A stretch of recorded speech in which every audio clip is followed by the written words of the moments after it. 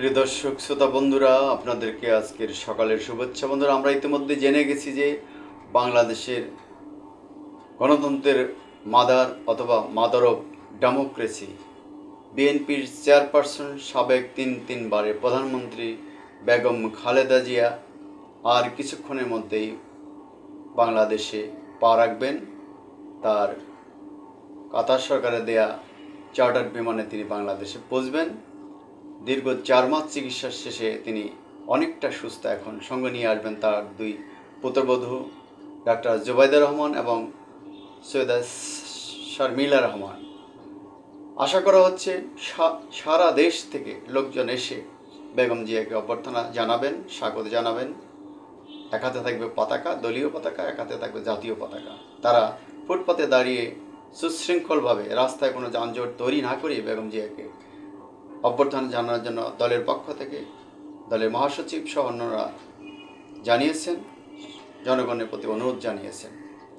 অর্থাৎ বেগম জিয়া এই যে আসছেন, উনি অনেকটা সুস্থ হয়। তিনি রাজনীতিতে সক্রিয় হবেন কিনা এখনও নিশ্চিত না, তবে দলের নেতাকর্মীরা, দেশের মানুষ আশা করছে বেগম জিয়া আবার সক্রিয় হয়ে উঠবেন এবং তারিক জিয়া যেহেতু আসছেন না, তিনি দলের সরাসরি হাল না ধরলেও তিনি নেপথ্যে থেকে দল চালাবেন এবং সরাসরিও তিনি, যেহেতু অনেকটাই সুস্থ, তিনি সরাসরিও দল চালাতে পারেন। এবং যেহেতু স্বৈরাচারী শেখ হাসিনা, ফেসিবাদী শেখ হাসিনার পতন এরপর বেগম জিয়া মুক্ত হয়ে, ভুয়া মামলা থেকে মুক্ত হয়ে তিনি চিকিৎসার জন্য দেশের বাইরে গেছেন এবং অনেকটা সুস্থ।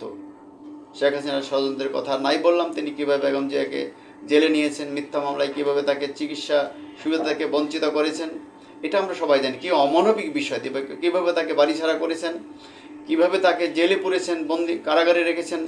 একজন প্রায় 80 বছর বয়সে একজন নারীকে তিনবারের প্রধানমন্ত্রী প্রেসিডেন্ট শহীদ জিয়ার স্ত্রী, একটি বড় দলের নেত্রী, এটা আমরা সবাই জানি। হাসিনার অমানবিকতার কথা আর এখানে নাই বলি। তিনি গণতন্ত্র ধ্বংস করেছেন, বিচার ব্যবস্থা ধ্বংস করেন, দেশে লুটপাট চালিয়েছেন, মানুষ মরেছেন, আয়নাঘর বানিয়েছেন। সব কিছুর জন্য তিনি যেটা পেয়েছেন, দেশের মানুষের অভ্যুত্থান, এবং সেটা তিনি দেশ ছাড়া হয়েছেন। কিন্তু বেগম জিয়া দেশ থেকে কখনই যাননি। তিনি দেশকে এতটাই ভালোবাসেন, কোনো অবস্থায় থেকে দেশ ছাড়েননি।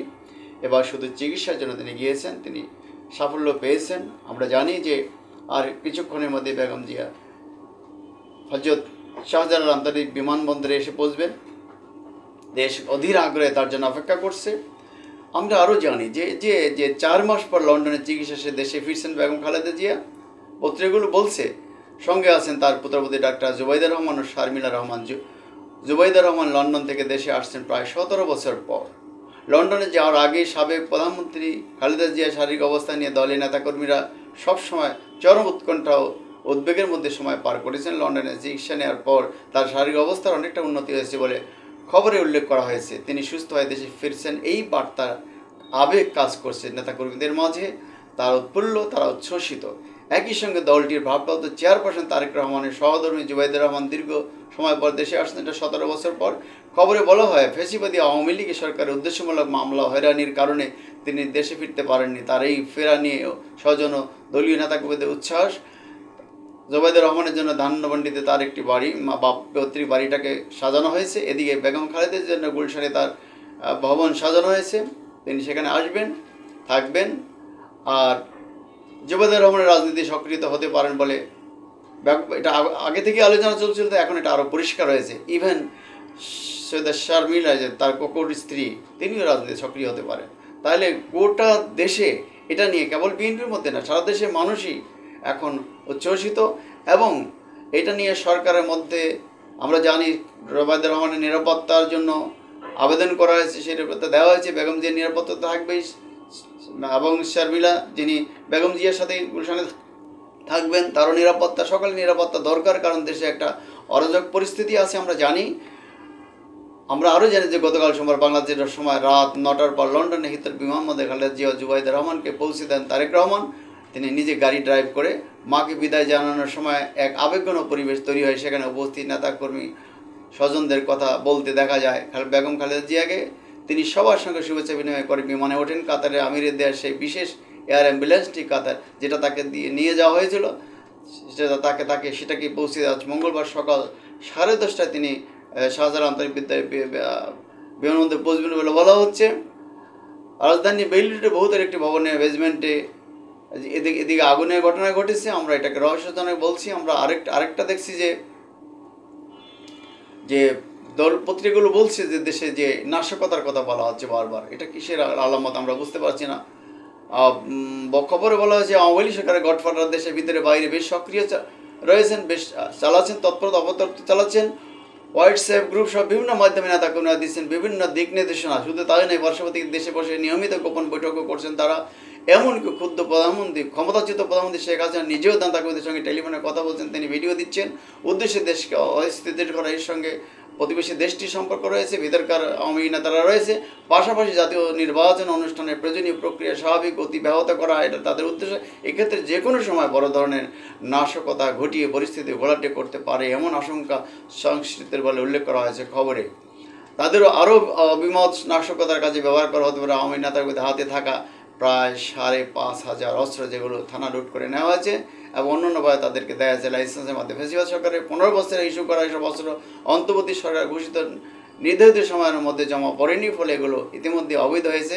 এছাড়া পুলিশের কাছ থেকে লুট হয় 1,335 অস্ত্রের মধ্যে অধিকাংশ এখন উদ্ধার করা হয়নি। এগুলো কাজে ব্যবহার করতে আওয়ামী লীগের আছে, লুটপাট করে অডেল টাকা আছে তাদের হাতে, এই টাকাগুলিও তারা এবং তাদের জনবল রয়েছে, এইগুলোকে তারা দেশকে অস্থিতিশীল করার কাজে ব্যবহার করতে পারে। এ বিষয়ে জানতে চাইলে পুলিশের মহাপরিষদ আইপিজি বাহারুল আলম বলেন, আওয়ামী লীগের পতনে গডফাদার অনেকদিন ধরে দেশে নাশকতা সৃষ্টি অবশিষ্ট চালাচ্ছিল, তাদের থেমেনি, এখনও অব্যাহতভাবে তারা দেশের পরিস্থিতি অস্থির করার ষড়যন্ত্রে লিপ্ত। গোপন বৈঠকের পাশাপাশি তারা অনলাইনে বেশি তৎপর, দেশের বাড়ি থেকে পলাতক নেতাকর্মীরা দিচ্ছে অনলাইনে তাদের বিরুদ্ধে নির্দেশনা দিচ্ছে, তাদের বিরুদ্ধে সাইবার আইনে ব্যবস্থা নেওয়া হবে। কিন্তু এই মুহূর্তে সবাই সিকিউরিটি আইনের প্রয়োগ খুবই একটা হচ্ছে না।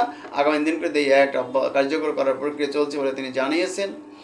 আমরা বলছি যে এই মামলা করা হচ্ছে, এই মামলাগুলি আসলে প্রশ্নবিদ্ধ মামলা, এইভাবে ঢালাও মামলা হওয়া উচিত নয়। আমরা আরও বলতে চাই যে বেগম জিয়া দেশে আসার পরে তিনি হয়তো দেশের পরিস্থিতি চেঞ্জ হয়ে যাবে।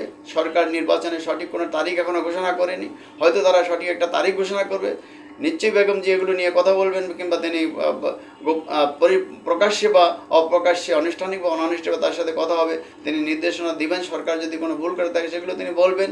এনসিপির আবদুল্লাহর উপরে যে হামলা হচ্ছে, তবে তারা কিছু ভুল করছেন, কিন্তু বিপ্লবটা তো তারা করেছেন এবং একটা ফেসিবাদকে ক্ষমতাচ্যুত করার তাদের অবদান অনস্বীকার্য। অতএব তাদের কিছু কিছু ভুলকে ক্ষমাসুন্দর দৃষ্টিতে হবে। এটাও একটা ষড়যন্ত্র, তাদের বিরুদ্ধে যেভাবে হামলা হচ্ছে এটা বন্ধ হওয়া উচিত। বিএনপির সঙ্গে এনসিপির সম্পর্ক উন্নয়ন করা উচিত। বিএনপিরও উচিত এখানে ছাড় দেওয়া, ছাত্রদের উচিত ছাড় দেওয়া। জামাত হেফাজত তারা যা কিছু করতে চাচ্ছে এটা আমার কাছে সঠিক মনে না। আশা করি বেগম জি আসার পরে এটার উপর এই পরিস্থিতির উন্নতি হবে, দেশটা একটা নির্বাচনের দিকে যাবে, গণতন্ত্রের হাতে যাবে এবং দেশে গণতন্ত্র প্রতিষ্ঠিত হলে তখন সুন্দরভাবে অনেকগুলি সংস্কার যেগুলো এই সরকার করতে পারবে, বিশেষ করে গণতান্ত্রিক সরকার, নতুন সরকার করতে পারবে এবং দেশটাকে আমরা একটি সুন্দর নতুন ব্যবস্থার মধ্যে দিয়ে এগিয়ে নিতে চাই। সেটা হবে বেগম জিয়ার নেতৃত্বে। আল্লাহ ওনাকে সুস্থ রাখুক এবং আমি দেশের মানুষকে বলবো যে আপনারা বেশি উচ্ছ্বাস উদ্দীপনা আপনাদের মধ্যে থাকাই স্বাভাবিক, কিন্তু সেগুলো যেন আইনশৃঙ্খলা পরিস্থিতির অবনতির দিকে না যায়। আওয়ামী লীগ যদি কোনো অঘটন ঘটাতে চায়, সরকারের যদি মনে যদি কোনো খারাপ কিছু থাকে, আর যদি কারো কোনো পক্ষের মধ্যে কোনো কিছু থাকে, সেগুলোকে ধৈর্যের সঙ্গে প্রতিহত করতে হবে। বেগম জিয়ার প্রতি আমাদের সেই আস্থা আছে, এই গণতন্ত্রের মানুষ কন্যার প্রতি, মাদারক গণতন্ত্রের প্রতি আমাদের সেই শ্রদ্ধা, ভালোবাসা এবং তার ত্যাগ আমরা অত্যন্ত মর্যাদার সাথে, সম্মানের সাথে অক্ষুণ্ণ রাখতে চাই, দেশের মানুষ রাখতে চায় এবং তিনিও সেটা করবেন বলে আমাদের বিশ্বাস। কথা হবে, সবাই ভালো থাকুন, আবার দেখা হবে। এবং আমার এই ডিবেট উইথ রানা চ্যানেলটি সাবস্ক্রাইব করার জন্য আপনাদের প্রতি সনির্বন্ধ অনুরোধ জানাচ্ছি।